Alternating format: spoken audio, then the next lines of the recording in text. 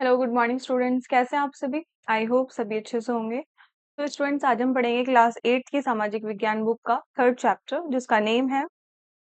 ग्राम्य जीवन और समाज, इनकी शिल्प तथा इनका उद्योग। चलिए स्टार्ट करते हैं।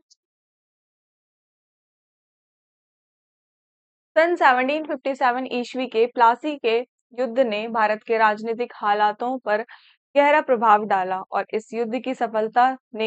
ईस्ट इंडिया कंपनी को व्यावसायिक कंपनी से एक राजनीतिक कंपनी बना दिया और कंपनी ने बंगाल के अपने राजनीतिक नियंत्रण का पूर्ण लाभ उठाया और संपूर्ण भारत में अपने व्यापार का विस्तार किया। इस युद्ध से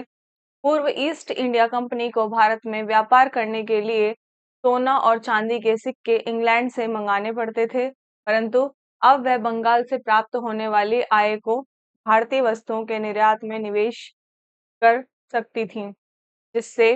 उसकी आय में उल्लेखनीय वृद्धि हुई और कंपनी ने अपनी राजनीतिक शक्ति का प्रयोग संपूर्ण तानाशाही अर्थों में किया और उसने बंगाल के बुनकरों को इस बात के लिए बाध्य किया कि ये उसे कंपनी को अपने उत्पाद सस्ते और उसकी मर्जी की कीमतों पर बेचें। इससे भारतीय बुनकरों को लाभ के स्थान पर हानि होने लगी और कंपनी ने इसके अतिरिक्त इनके कार्य करने पर अनेक प्रकार के प्रतिबंध लगा दिए। भारतीय उत्पादों का अपना माल बेचने से मना कर दिया और उन्हें कहा गया कि ये अपना सारा माल केवल कंपनी को ही बेच सकते हैं और इस प्रकार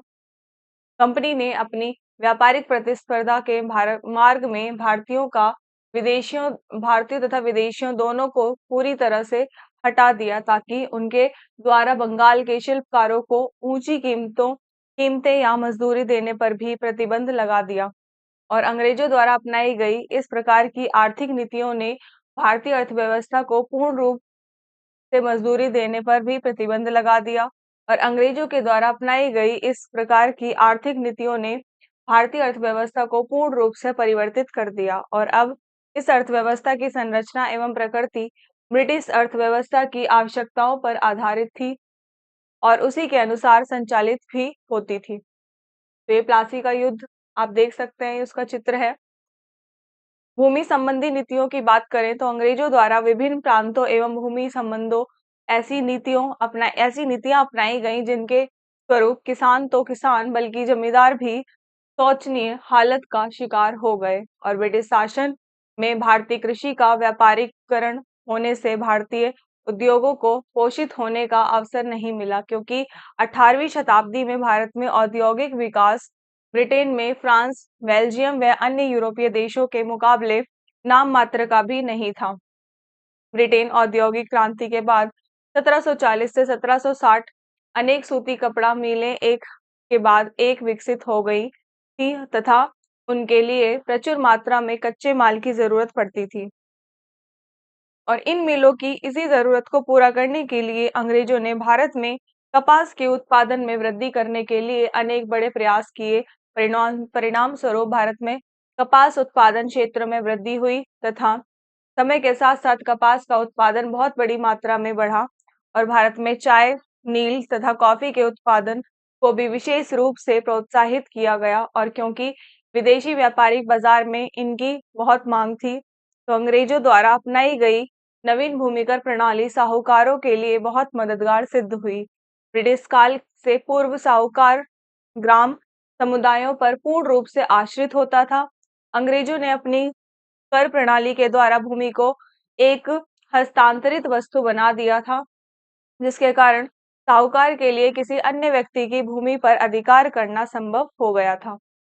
और इसने साहूकार को दूसरों की भूमि को हथियाने के लिए प्रेरित किया, क्योंकि अधिकांश किसान गरीब, अनपढ़ और कानूनी प्रक्रिया से अनभिज्ञ होते थे। 19वीं शताब्दी के समाप्त होने तक गांवों में रहने वाले लोगों की दरिद्र स्थिति के प्रमुख कारण बन गए थे। ग्रामीण क्षेत्रों के लिए एक अभिशाप के समान थे। ये कपास देख सकते हैं आप, कपास की खेती होती थी। कंपनी को अपनी आवश्यकताओं को पूरा करने के लिए भारतीय आय की विशेष जरूरत थी और आय की अतिरिक्त राशि उनकी आवश्यकताओं के अनुपात में बढ़ी और इस तरह बंगाल में एक नई भूमि कर प्रणाली की स्थापना की गई। सन 1795 ईस्वी में लॉर्ड कॉर्नवालिस द्वारा स्थायी बंदोबस्त नामक प्रणाली की स्थापना की गई और उसने भूमि कर को स्थिर करने का निर्णय लिया और उनके द्वारा लागू की गई इस प्रणाली के तहत जमींदारों को मालिकाना अधिकार दिए गए तथा वे भूमि के स्थायी मालिक बन गए और बाद में वे ब्रिटिश साम्राज्य के सबसे विश्वास पात्र समर्थक अथवा हिमायती बन गए थे और भूमि कर एकत्र करने की सभी प्रणालियां इतनी अधिक अत्याचारपूर्ण थीं कि किसानों की मुसीबतें बहुत अधिक बढ़ गईं। जमींदार वर्ग ने भी किसानों का सर्वनाश करने में सहयोग दिया और जमींदार भूमि के विकास की ओर कोई ध्यान नहीं देते थे। अत्याचारपूर्ण भूमि कर व्यवस्था के कारण किसानों को जमींदारों तथा साहूकारों से कर्ज लेना पड़ता था और जब किसान प्राकृतिक आपदाओं के कारण निश्चित तिथि पर भूमि कर अदा कर पाने में स्वयं को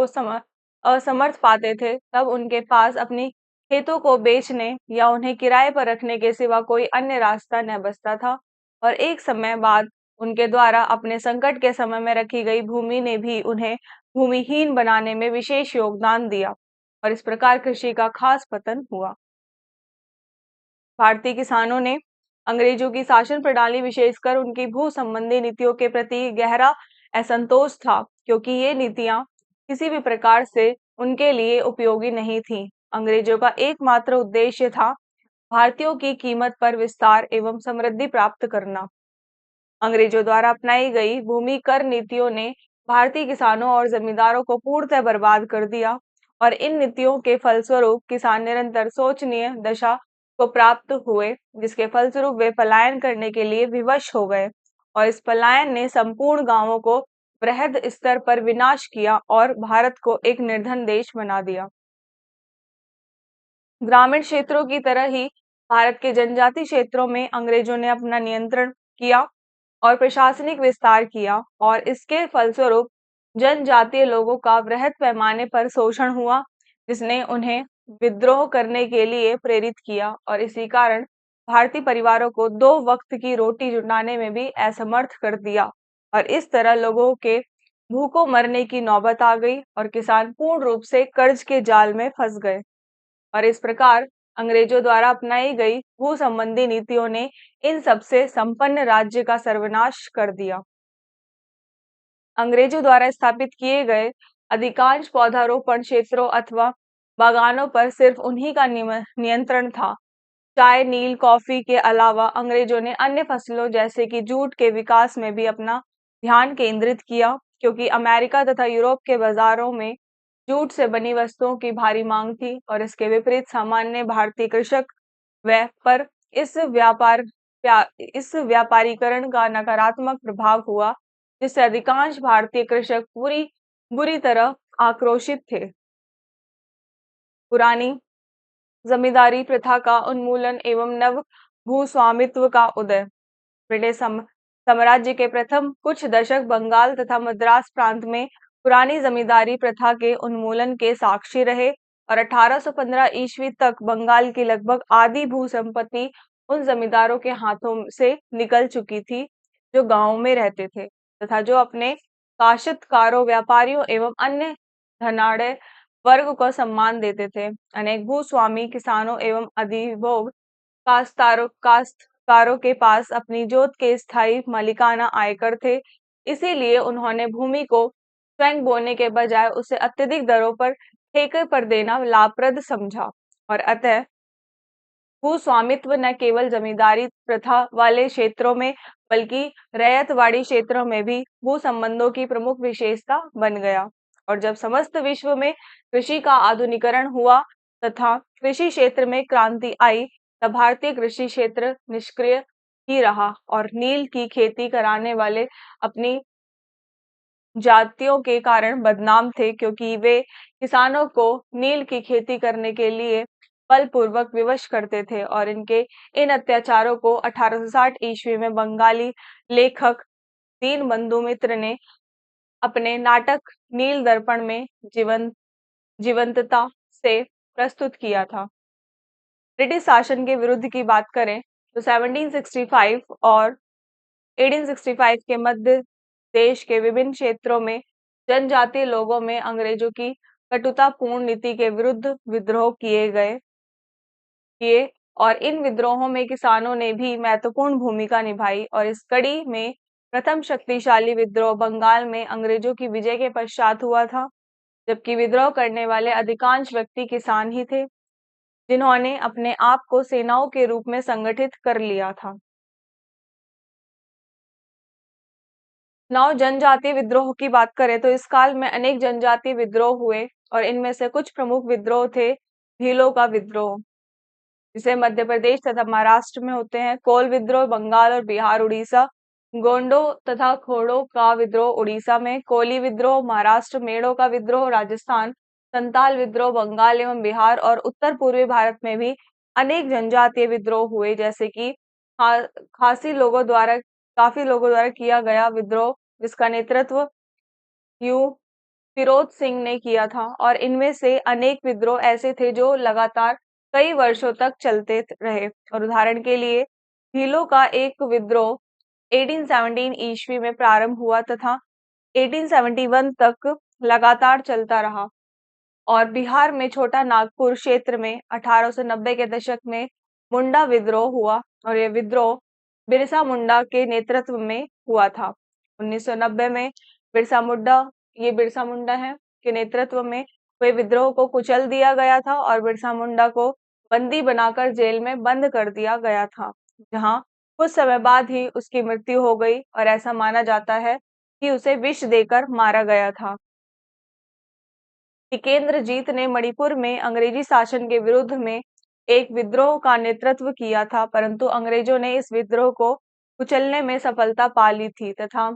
टिकेंद्रजीत को फांसी पर लटकाकर मौत के घाट उतार दिया था। ये टिकेंद्रजीत है।